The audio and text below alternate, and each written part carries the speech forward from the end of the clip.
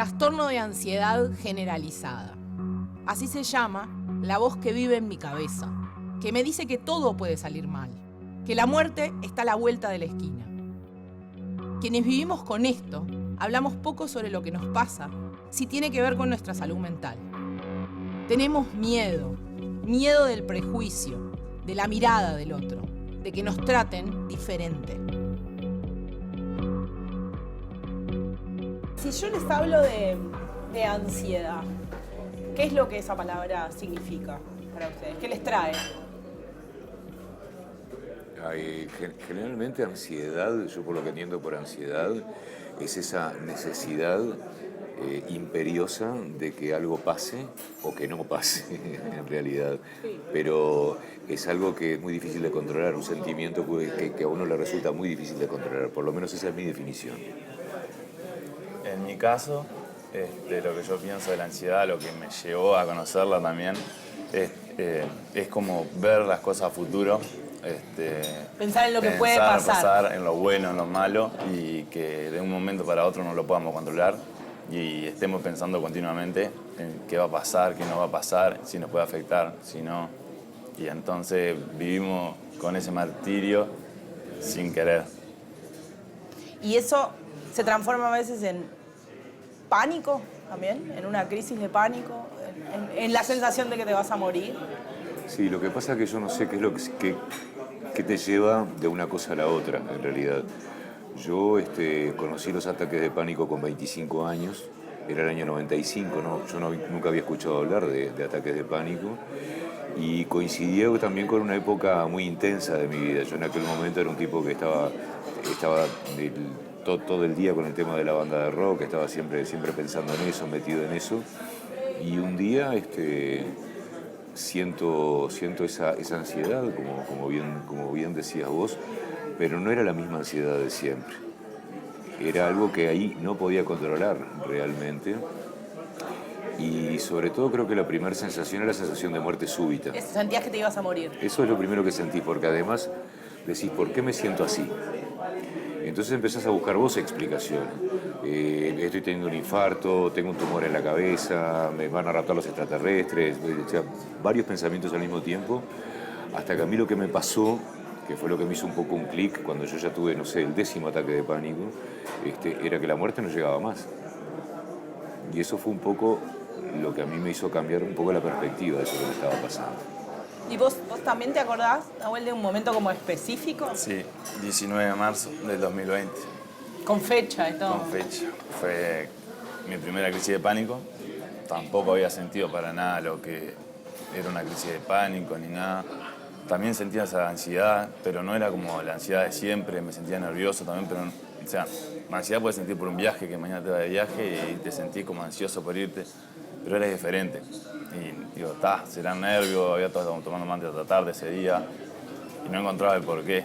Y justo ese día iba caminando y empecé a perder la visión, me empezó a faltar el aire, me sentía confundido, no sabía qué me iba a pasar, me dolía mucho el pecho, o sea, sentía que me iba a dar un infarto, que iba a quedar ahí y que ya estaba. Era lo que fueron segundos que se me pasó por la cabeza eso. Y mismo a los metros que voy caminando, crucé unos compañeros y no me animé a decirle qué es lo que me estaba sintiendo. Mi madre me salió justo a buscar y me llevó a emergencia y me comentaron que era algo normal en la vida de la persona, que era normal tener una o dos, sobre todo en la adolescencia y cuando uno está creciendo y aprendiendo cosas nuevas en la vida. Pero el tema fue cuando se hicieron repetitivos, o sea, en mi caso primero fueron las crisis de pánico, después vino el trastorno de ansiedad.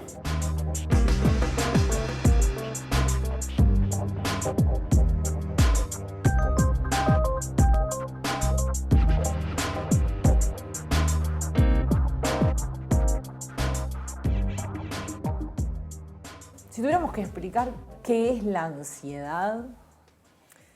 Bueno, capaz que lo primero es separar lo que puede ser una reacción ansiosa fisiológica normal frente a una situación. Como el peligro, por ejemplo. Por ejemplo, de lo que puede ser una ansiedad patológica, ¿no? Digo, ahí hay una cuestión que tiene que ver con la oportunidad y tiene que ver también con la duración. Una cosa es la reacción fisiológica frente a una situación de amenaza o de peligro, y otra cosa es cuando esto uno experimenta la misma sensación sin que haya un peligro exterior evidente, o cuando esto se prolonga en el tiempo, ¿no? Digo, creo que son cosas es importante poder diferenciar. O sea, la reacción que uno siente de alarma frente a una situación de peligro es normal. O frente a una situación de mucho estrés, el problema es cuando esto se sostiene en el tiempo. Todo el mundo sabe lo que es llevarse un buen susto. Pues bien, imagínese cómo sería su vida si se viera atrapado por esa especie de miedo intenso sin razón aparente cuando menos lo esperase. Así se vive con un trastorno de ansiedad. Es normal sentir desasosiego en situaciones angustiosas o peligrosas, pero normalmente pasa rápido y la vida continúa. Sin embargo, la ansiedad es continua y para algunas personas no pasa. Se convierte en un problema que termina controlando sus vidas. Hay una cosa que es bastante típica en eso, que es lo del pensamiento catastrófico, ¿no? O sea, que a veces toma distintas formas, como decías vos. Sí, es morirte o terminar viviendo en la calle. Sí, o... El personaje de Mafalda, de Felipe, que es como típico ansioso, ¿no? Digo eso, cuando uno mira el futuro siempre tiene perfiles complicados. Nunca va a ser algo, ¿no? Digo, no preveo lo mejor, pienso en lo peor, en el peor escenario, en el peligro, en el resultado catastrófico de alguna manera, ¿no? Eso tiene mucho que ver con el pensamiento ansioso, y es como el darle un sentido. Esto que decíamos de la sensación es la sensación que uno tiene frente al peligro, ¿no? Frente a una amenaza, frente al peligro. Cuando yo no puedo identificar un peligro obvio, tendemos a darle un sentido.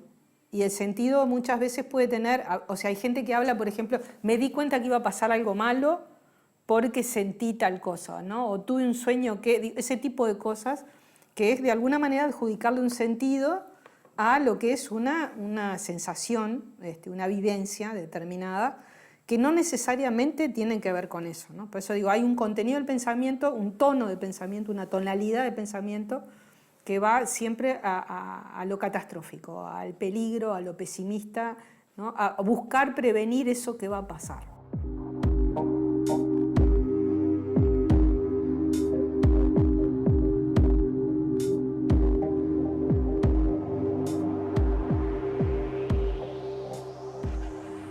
Bueno, Victoria, vos saliste hace unos días a hacer un hilo en Twitter, ¿no? Para hablar de una cosa de lo que en general se habla muy poco, ¿no? Que es la salud mental, ¿no? Me gustaría primero que contaras un poco qué contabas ahí, ¿no? Sí, yo lo que quise contar en el hilo fue básicamente una experiencia que me pasó, de que, bueno, desde chica siempre tuve algún tipo de no problema con la comunicación, pero siendo un poco rara en el tema de comunicación con otras personas, ¿no? Eso era en la escuela, yo era de las mejores alumnas de la clase, o sea, a mí todo lo que tenía que ver con matemáticas, ciencia, todo eso me iba muy bien. Incluso en la parte de lenguaje también me iba bien, pero me iba mal específicamente en la parte de escritura. Me hicieron varios estudios y dio que tenía un coeficiente intelectual más alto de lo normal, pero nada más. Que en realidad yo no entendía por qué tenía ese problema. Y bueno, entonces después, muchos años después, teniendo ya 30 años, estoy en una cena con un amigo y mi amigo me dice que bueno, que siempre nos llevamos muy bien porque somos iguales, y ahí me cuenta que es porque, bueno, porque los dos tenemos autismo. Y entonces ahí me súper sorprendió, porque bueno, también está esa connotación como negativa de lo que es el autismo, porque la gente no entiende lo que es. Entonces fue como, ¿cómo me decís eso? Y ahí me explicó lo que era, y entonces yo después, en ese momento yo vivía en Estados Unidos, y decidí, cuando estaba en Estados Unidos, llamé a mi seguro médico y les dije que quería hacerme quería ir a un psiquiatra. Y me hicieron varios test, también le hicieron consultas a colegas míos, y entonces ahí surgió el diagnóstico que tenía eso, que tenía tanto la parte de autismo de alto funcionamiento y la ansiedad, que la ansiedad en realidad, cuando uno tiene autismo de alto funcionamiento, puede tener dos cosas, puede tener depresión o también ansiedad. Y a mí digo que es depresión no, pero ansiedad sí, muchísimo, que se correlaciona con varias cosas que viví en mi vida.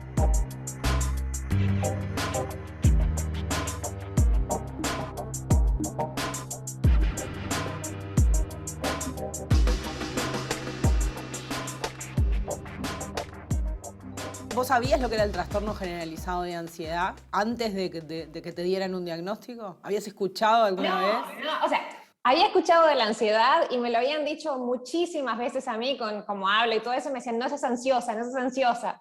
Es como que todo el tiempo, me acuerdo que mi primer socio me decía, tenés que controlar tu ansiedad. Y es como que ansiedad uno, o sea, no lo considera como una cosa de salud mental, sino como una cosa de, ay, preciso algo ya. O sea, son cosas diferentes. Yo creo que es lo mismo que cuando uno piensa que la depresión es estar triste. Y no es eso. Entonces, me parece que yo en realidad no sabía lo que era el trastorno de ansiedad, sino pensar que era ansiedad, que era eso, de ser ansiosa.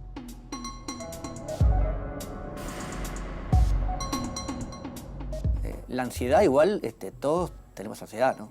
Es algo auténtico. Fíjate que del siglo V, ya los romanos ya hablaban de ansiedad, o sea, y ahí a lo largo de la historia. El tema es tener un trastorno de ansiedad, que ahí estamos hablando de algo más psicopatológico, un trastorno diagnóstico clínicamente, ¿no?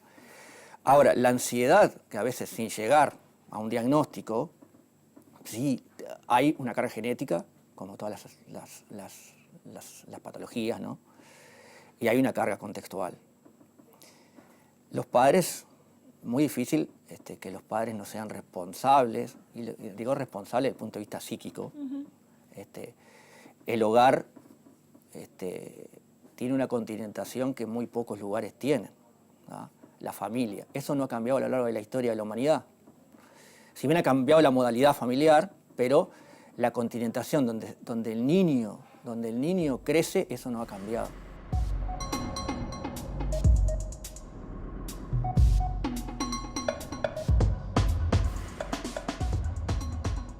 Si vos agarras un libro de clasificación en psiquiatría, vas a ver que en el grupo que se llama trastornos por ansiedad, existe un tipo bien definido que es el trastorno por ansiedad generalizada, que son las personas que están permanentemente en un estado de tensión y de nerviosismo y de irritabilidad, que no pueden aflojar esa tensión en ningún momento, que es un trastorno frecuente y con el que se sufre enormemente, porque tiene mucho que ver con una manera de ser, con una estructura.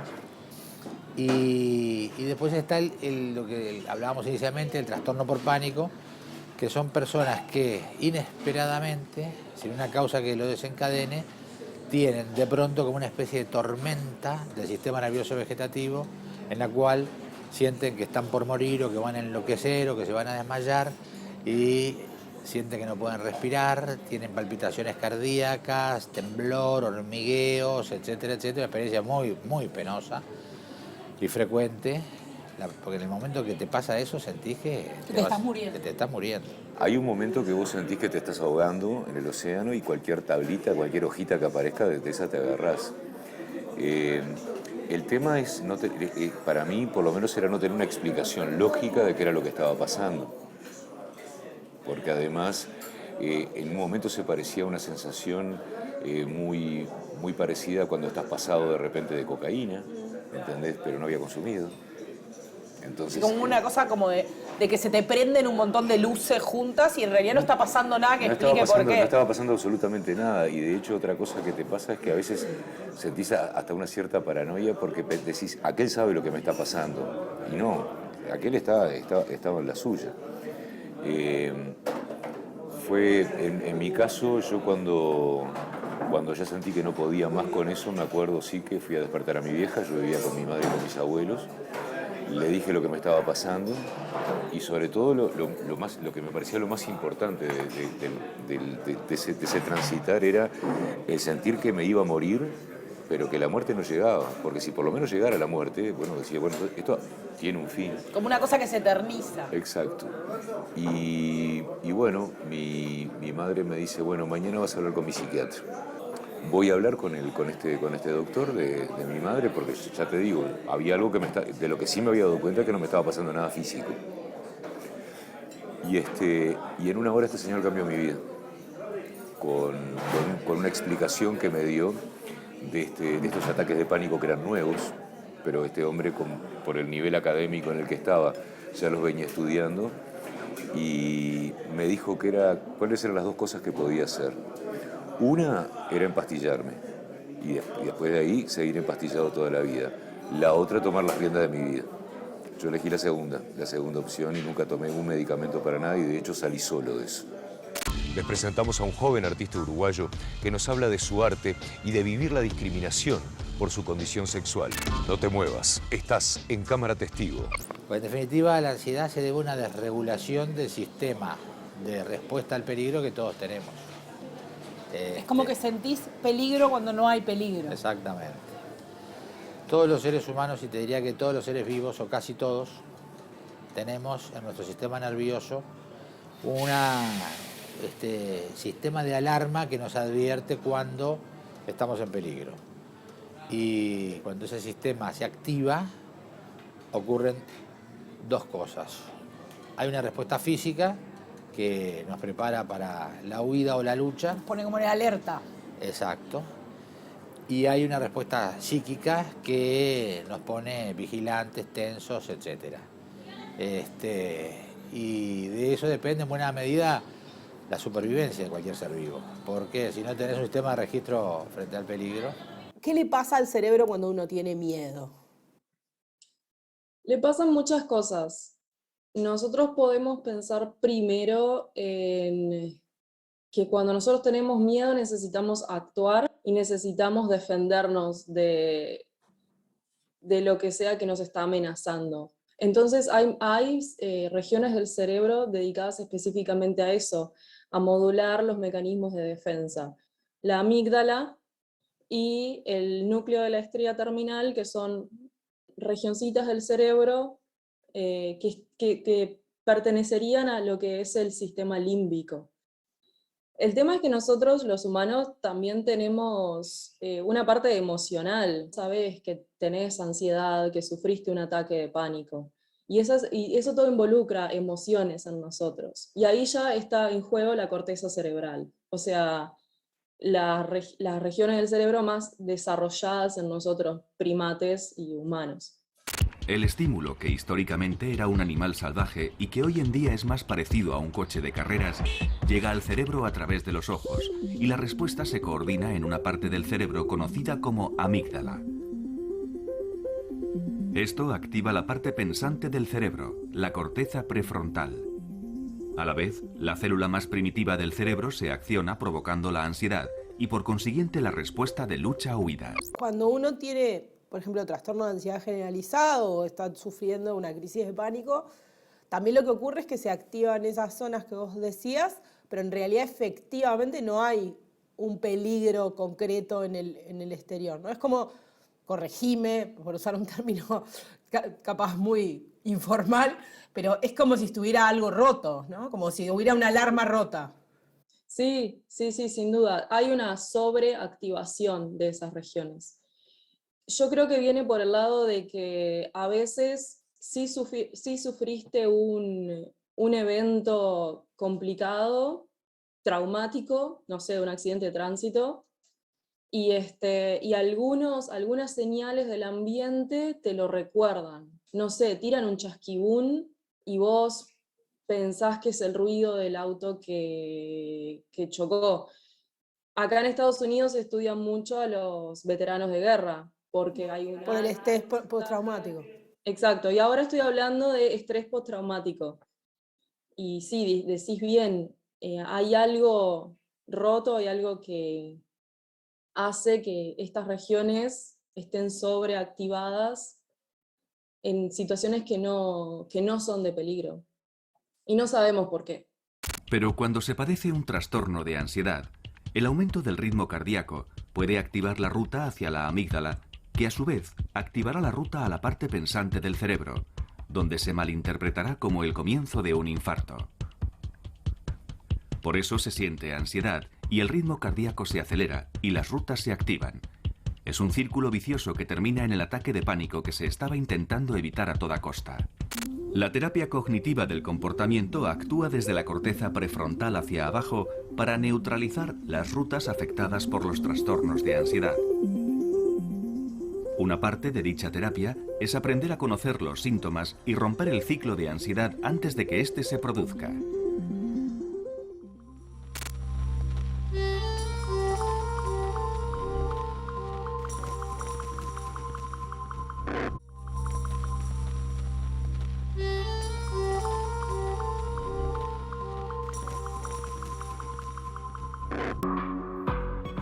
Ejercicio físico, alimentación saludable, tratamiento psicológico y en algunos casos medicación.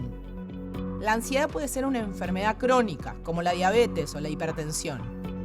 A veces, cuando el estrés aumenta, cambiar de hábitos, de vida, puede ser la solución. Encontrar la salida al encierro de una pandemia también puede ser clave.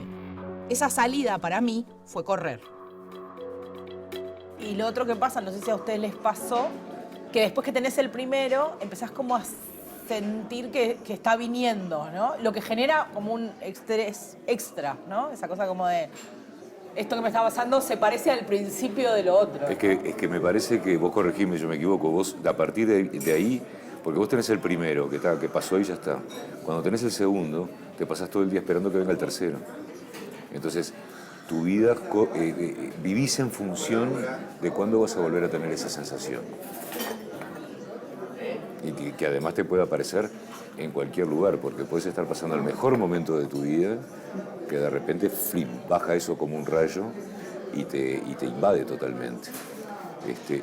Yo, por suerte, lo único que puedo decir a mi favor es que siempre tuve mucha fuerza de voluntad, y una vez que entendí que esto no era algo físico, empecé a controlarlo de alguna manera. Pero bueno, como todo, costó también, ¿no? Porque es algo que no se ve. O sea, te está dando una crisis de pánico, una crisis de ansiedad, y no se ve. O sea, el dolor lo sentís vos. Yo siempre digo que para sentir para saber lo que es, tenés que vivirlo. No importa de la manera que lo vivió él, la manera que lo viví yo, de la manera que lo vivimos todos, porque podemos tener diferentes síntomas. Pero si uno no lo vive, no sabe lo que es.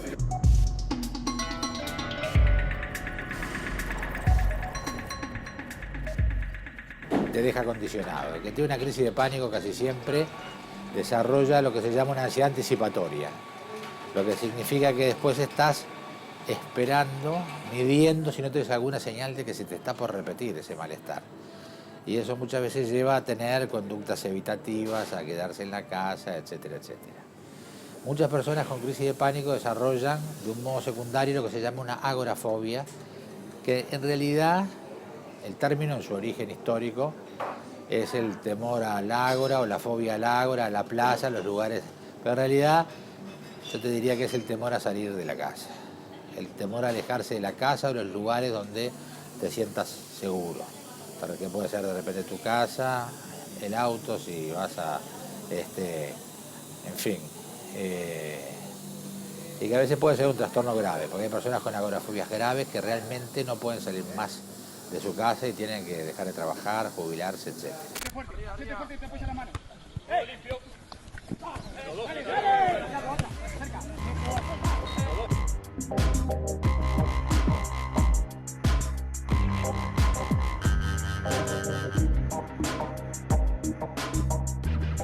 ¿Y vos pensás que te hizo bien parar?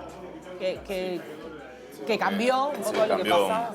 Mucho. ¿Y te puso en perspectiva cosas que vos pensabas que eran lo que querías y en realidad no tanto, o cómo?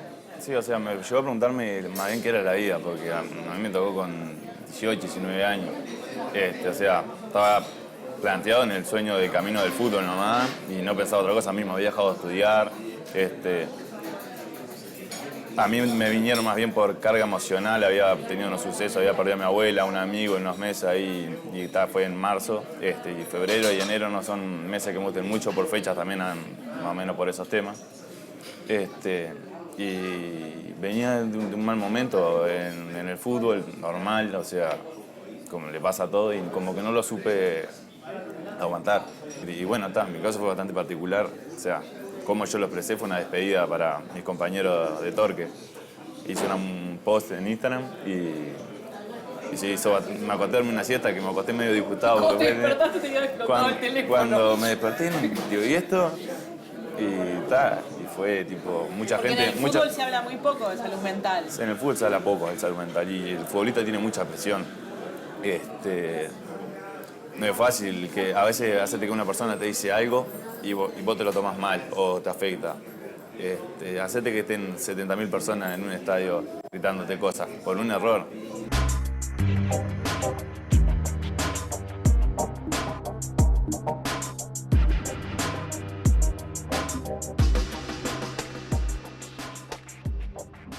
¿Qué episodios vos identificabas, digamos, con la ansiedad? Decís, bueno, esto yo antes no sabía cómo manejarlo.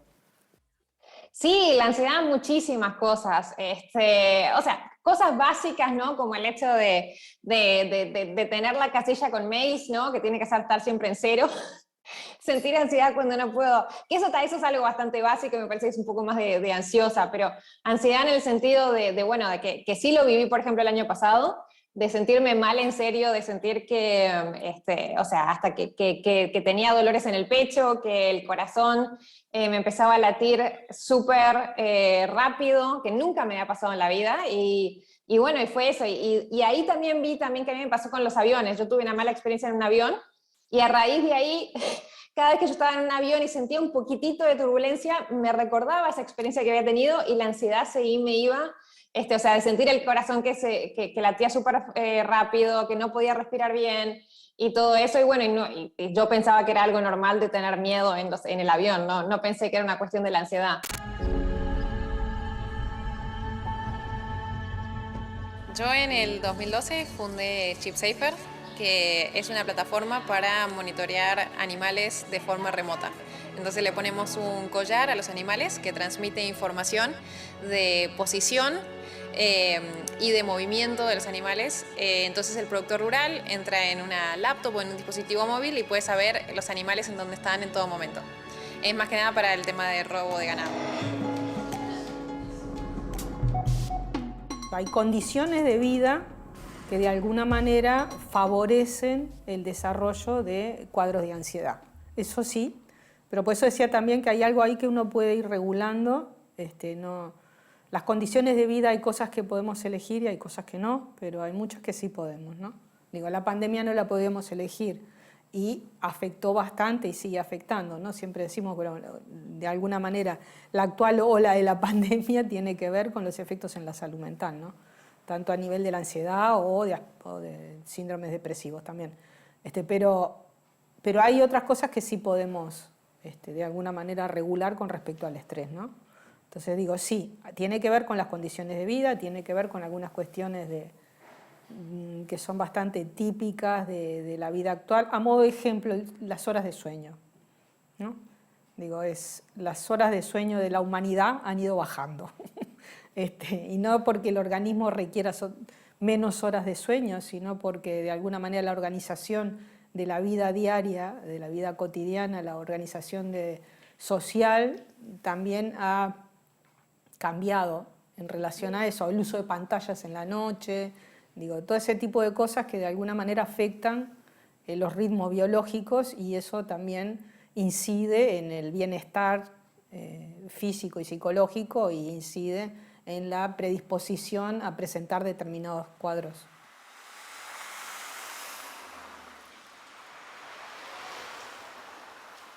¿Cuál es la relación? ¿Hay una relación entre el sueño y la salud mental? Sí, totalmente. En realidad, la mayoría de los trastornos mentales suelen presentar alguna alteración en el sueño. Por eso, incluso en los últimos años se ha planteado que el sueño es algo como transdiagnóstico que aparece en general en la salud mental, afectando diferentes patologías. La ansiedad, la depresión son algunas de ellas. Y hay como una cosa como de huevo y la gallina, ¿no? O sea, ¿qué es? ¿Vos empezás a tener problemas de sueño porque tenés ansiedad o el sueño empeora los otros síntomas de la ansiedad? Bueno, esa en realidad es la gran pregunta, la que todos queremos saber. Se sigue indagando, se plantean que algunas alteraciones particulares del sueño pueden aparecer antes y ser como parte de la multicausalidad de la patología, por ejemplo el insomnio, muchas veces se plantea que el insomnio viene antes, por ejemplo, que la depresión o de la ansiedad, y podría ser una de las tantas cosas que explican después el desarrollo de la enfermedad. Pero también aparece al revés, de que a veces luego del desarrollo de la patología aparecen alteraciones del sueño. Entonces todavía no se sabe, se sigue indagando exactamente qué viene antes. Específicamente en relación con la ansiedad, ¿hay determinadas alteraciones en el sueño que son como más específicas de la ansiedad? O uno piensa, por ejemplo, en eso, en el insomnio, ¿no? Sí. O en la dificultad para conciliar el sueño. Sí, exacto. En ansiedad uno clásico es el insomnio, que es la dificultad para conciliar, como tú decís, para iniciar el sueño, pero también para mantenerlo y para tener un sueño reparador. El insomnio es típico, por ejemplo, de la ansiedad generalizada, que es un trastorno bastante prevalente de ansiedad. Por ejemplo, en el estrés postraumático también aparece mucho lo que tiene que ver con las pesadillas, o sea, un sueño de baja calidad, pero muy asociado a revivir un evento traumático, por ejemplo. Entonces, a veces lo que pasa es que no tienen ganas de dormir, no quieren dormir para que eso no pase. También pasa eso, ¿no? Que eso también pasa, por ejemplo, en el trastorno de angustia o ataque de pánico. Muchas veces las personas pueden tener un ataque de pánico en el transcurso de la noche, entonces muchas veces intentan no dormir para no revivir, digamos, el ataque en la noche. Hay medicamentos y se ha probado también el peso del ejercicio físico, por ejemplo, de la actividad física, la regulación de ese tipo de cosas, pero hay también una búsqueda de soluciones de repente mejores, no sé llamarles mejores, pero más efectivas. Sí, sin duda, sin duda. Eso es lo que se intenta. Se intenta desde los laboratorios como el mío, ya te digo, ciencia básica, fundamental. Primero se quiere saber, bueno, el origen, las preguntas bien simples, que en realidad son difíciles de responder, y también siempre con vista a tratamientos. El tema que hasta ahora a los pacientes se los trata con antidepresivos para la ansiedad o con cócteles de medicamentos, y a no todos nos resulta igual de efectivo. Ahí agregás otro grado de complejidad. Pero sí, siempre el foco es tratar de ver, bueno, qué tratamientos posibles hay y también involucrar el entorno. O sea, se hace terapia y se hace terapia en un entorno que la persona piense que es segura, ese entorno. O sea, tenemos que combinar, sí, fármacos, pero también conductas o cosas que podamos hacer como ejercicio, como tratar de, no sé, salir con amigos o algo que te haga bien a vos personalmente también.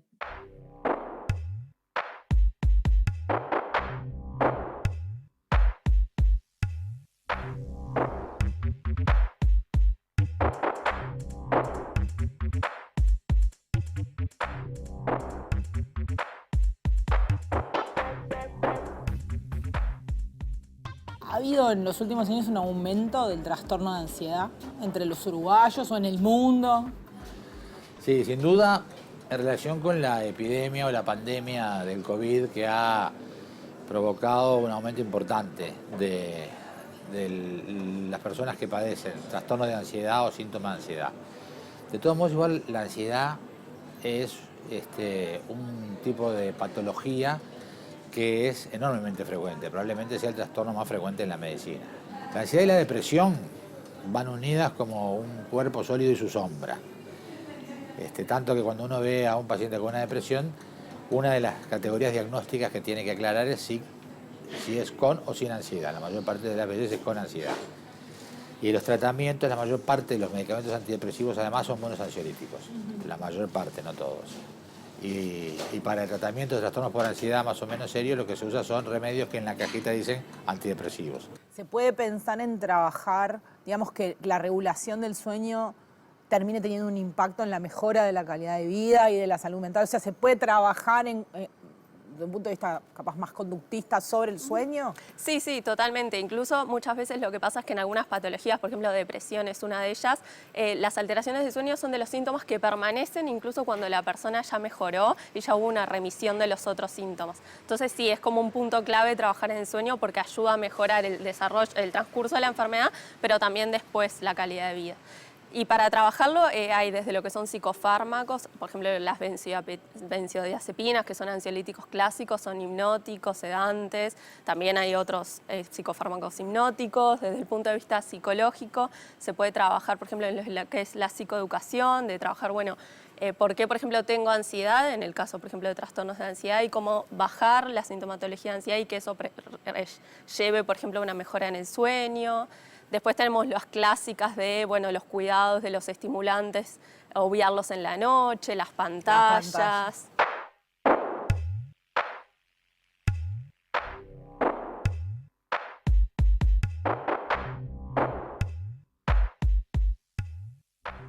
La pandemia indudablemente generó alteraciones máximas de grados de ansiedad y de depresión en niños y adolescentes y en población de adultos, ¿no? En toda la población, bueno, por la situación que vivimos de confinamiento, de encierro, dificultades a nivel del sueño, eso de forma global, digamos. Nosotros hicimos un estudio con la Sociedad de Pediatría donde evaluamos entre el mes de marzo y mayo del 2021, momento contextual más alto de la pandemia, ¿no? Cifras altísimas de gente fallecida. Nos dio que los valores de niños y adolescentes tenían dificultades altísimas en materia de insomnio. El periodo de latencia del sueño, por ejemplo, el periodo de latencia es el momento que el niño se va a la cama a dormir hasta que comienza la fase REM, que es la fase de sueño, ¿tá? Eso antes de la pandemia estábamos hablando en un periodo de 1 hora y media, el niño ya entraba en sueño. En la pandemia, en esa fase, en ese recorte que nosotros hicimos, estamos hablando de 3 horas y media. Estamos hablando de cuestiones cuantitativas. Más del doble. Más del doble. A lo largo del día, en la pandemia, las casas los hogares de las personas, del mundo, digamos, estuvieron atravesadas por malas noticias. Entonces, si en realidad nosotros no medimos eso porque es imposible poder medir eso, ¿no? Pero desde un lugar cualitativo podemos ver que realmente la mente nuestra estaba atravesada por situaciones permanentemente de displacer.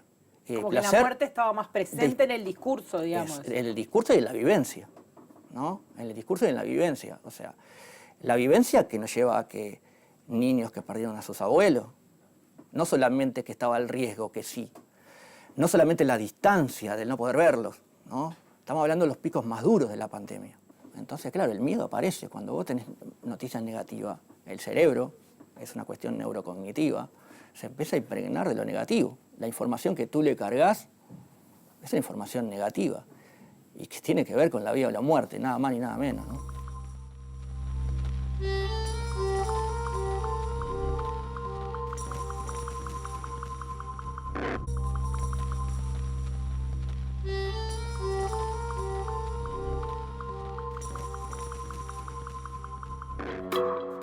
Cuando crecemos, muchos ansiosos empezamos a entender lo que nos pasa y unimos como piezas de un puzzle algunas de las características de nuestras familias, de nuestros orígenes.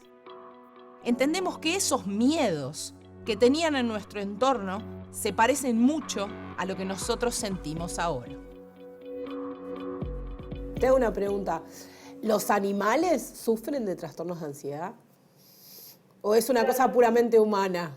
No, yo creo que es humana. Nosotros, en realidad, tener miedo y tener ansiedad, en realidad está bien, porque son mecanismos de defensa, de nuevo. O sea, si vos tenés a un ciervito en el campo y no corre porque hay un tigre, la va a quedar. Entonces tiene que sentir miedo para salir corriendo y salvar su vida. Si salvó su vida y después vuelve a ese entorno donde antes estuvo un tigre, ese ciervito va a estar alerta porque va a estar sintiendo ansiedad, entonces va a estar alerta viendo que el tigre no venga de nuevo. Entonces, la ansiedad es ese miedo a lo desconocido, a algo que no lo vemos, pero sabemos que potencialmente puede venir. Lo que ha pasado con la ansiedad, de acuerdo a algunas teorías, evolucionistas es que ha habido un desfasaje entre la evolución de la vida humana y de la sociedad humana y el sistema de defensa frente al peligro que tenemos.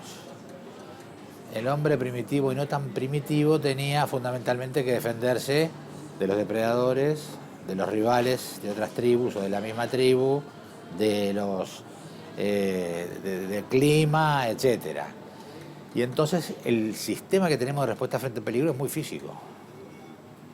Pero resulta ser que ahora, ¿cuáles son los temores que nos amenazan en los últimos 2 o 3 siglos?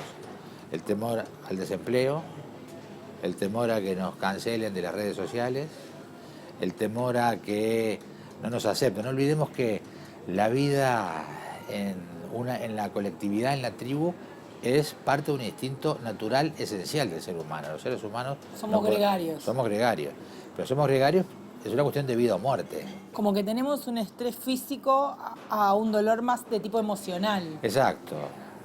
Tenemos miedo al rechazo, pero la respuesta que tenemos es que tenemos más sangre en los músculos, más oxígeno cuando hiperventilamos, se nos empalidece la cara porque la sangre va a los músculos en lugar de ir y eso, ¿para qué nos sirve? Para negociar un trabajo, para salvar un examen no nos sirve. O sea, si vos creces con padres donde se centran mucho más en el displacer que en el placer, en lo catastrófico, como tú decías, o en el miedo a lo que sea, ¿no? Indudablemente lo que se mama y lo que se olfatea en ese ambiente familiar es eso, ¿tá? Por más que la escuela después lo estimule, trabaja la motivación, la autoestima, etcétera, etcétera. O sea, vos tenés una balanza ahí que pesa mucho, que es la familiar. Ni hablar hoy en día con las nuevas tendencias, cómo se ha organizado la familia hoy en día, ¿no? Donde a veces hay hogares donde hay un referente solo, donde a veces los niños, estando igual los referentes, crecen solos, ¿no? Por las circunstancias, ¿no? Laborales, etcétera, etcétera.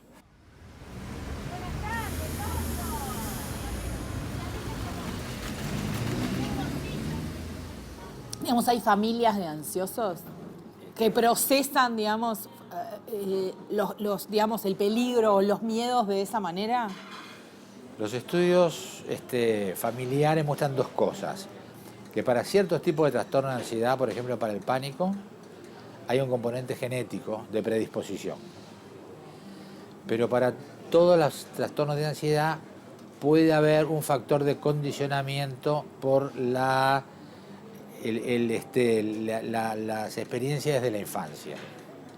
O sea que si un niño es hijo de una madre fóbica, aunque la pobre madre fóbica trate de no pasarle sus temores a su hijo, a través de la ansiedad que no puede controlar o del lenguaje no verbal, es muy posible que se lo pase y que entonces condicione a ese hijo o esa hija a que responda con temor frente a las mismas cosas que ella responde. Ahí vean, engancha uno. Ese es Nahuel Tuya, escapó de otro, escapó de 3, 4 y ¿dónde la mete? Por favor, aplaudan, siéntense a disfrutar este verdadero golón de Nahuel Tuya.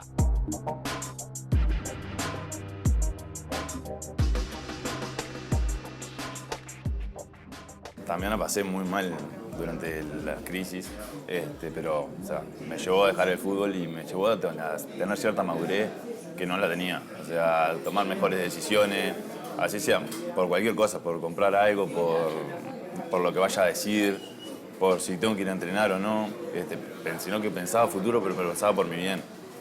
O sea, bueno, hoy no estoy cansado, no tengo, pero tenés que ir porque ya sabes lo que te pasa si no vas y cuando estuviste bien es porque iba. Y entonces ahí sacá un poquito de fuerza que pensás que no tenés, pero que la tenés, y va y lo hacés por amor propio. En el caso mío, ya te digo, yo pude salir haciendo todo lo que no me animaba a hacer. O lo que posponía. ¿Entendés? Porque muchas veces pasa eso, en mi caso, por lo menos no voy a hablar por él, a veces es como que la psiquis te pasa factura. Porque vos mañana vas a hacer tal cosa, la semana que viene vas a hacer tal otra. Y Y ese mañana se alarga, la semana que viene se alarga. Y cuando querés acordar, vos no estás haciendo las cosas, sino estás cumpliendo contigo mismo. Y con objetivos que vos muy adentro tuyo lo querés hacer. Y en un momento la mente te dice, man, esto está mal. Entonces te voy a atacar por este lado, te voy a poner ansioso, te voy a poner mal para ver si reaccionás. Cada uno ve con qué herramientas después soluciona ese tema. Las voces de los niños del verano, el puño apretando un papel, hasta el fin, apretando el corazón, distraído, en que es mía la razón, sin morir, sin respirar.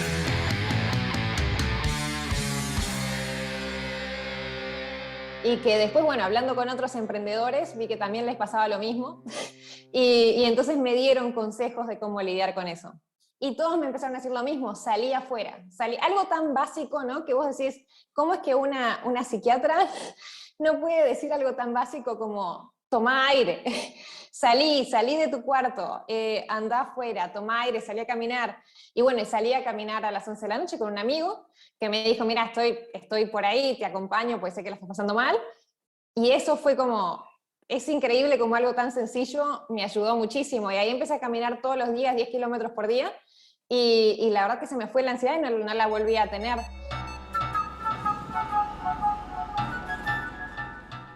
Hay personas con mayor reactividad y personas con menor reactividad, pero de cualquier manera, ahí yo creo que una de las cosas que es bien importante es el darse el tiempo para observarse uno y aprender también frente a qué cosas tiene que empezar a tener como ciertas medidas de prevención, ¿no? Digo, o sea, yo creo que hay algo que el cuerpo avisa, cuando, ¿no? El estrés, todos hablamos mucho del estrés, y bueno, pero el estrés no es algo inevitable, ¿no? Digo, también podemos tomar medidas frente a habrá estrés inevitable, a todos nos pasan cosas y eso es inevitable, pero hay cosas que también podemos ir regulando, ¿no?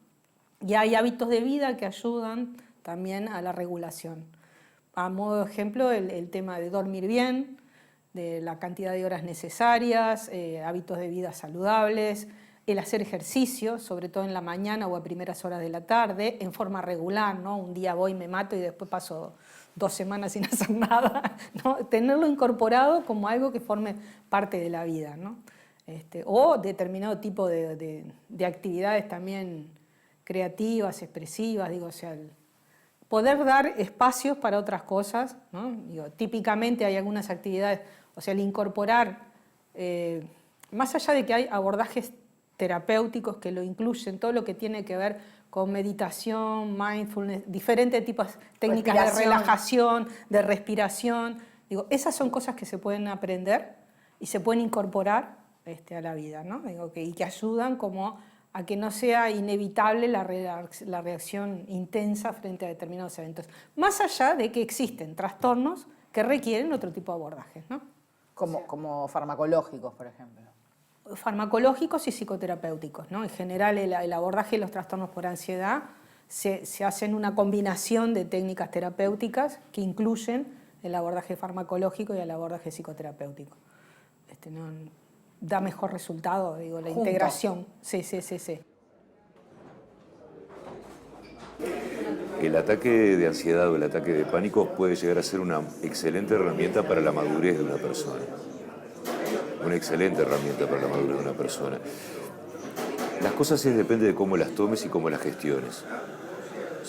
Sabemos que el pasar por esos periodos son prácticamente el fin del mundo para uno, porque son prácticamente el fin del mundo. Pero una vez que vos los gestionás, bueno, me parece que se transforma en una herramienta de por vida también, para actitudes futuras, ¿no? Como decís vos, te pones más responsable, cumplís más para no tener ningún debe para atrás y acostarte a dormir un poquito más tranquilo. O sea, yo hablé con muchísimas personas, yo no estudié del caso, nada, o sea, a mí la vida me sorprendió y tuve que aprender de esto. Pero hablé con muchísimas personas que me decían, me está pasando lo mismo y no sé cómo afrontarlo. Y con muchísimos jugadores me tocó hablarlo de forma activa, jugadores que estaban en primera.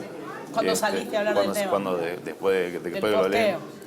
y que decían, pensá que yo jugué contra esta persona o la veía siempre o lo ve en la tele y hay que ver lo que están pasando, ¿no?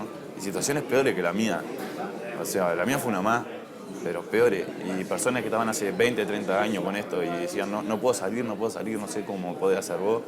O sea, yo todavía no he salido del todo y un proceso capaz que a corto o largo plazo, que depende de uno. No hay medicación que te cure, no hay médico que te cure, el psiquiatra, el psicólogo te pueden ayudar, te puede dar una mano. Pero depende de uno mismo si querés salir adelante o no. O sea, no te puedes acostumbrar a lo malo, no te puedes quedar a vivir con eso dentro tuyo. O sea, tenés que sacarlo, hablando de la manera que sea, pero tenés que sacarlo. O sea, que no tenga momento para atacarte. O sea, que estés siempre ocupado y cuando quiera atacarte ya estés descansando y para el otro día levantarte y decir, bueno, hoy otro día nuevo y yo puedo y voy a salir. Trastorno de ansiedad generalizada. Miedo a morirme, a que se mueran ellos. Callar la voz en mi cabeza no fue fácil. Primero tuve que entender qué me pasaba, entender que no era solo a mí que me pasaba. Hablar, escuchar a otros, perder el miedo a hablar de salud mental. El principio fue saber, entender que la ansiedad existe.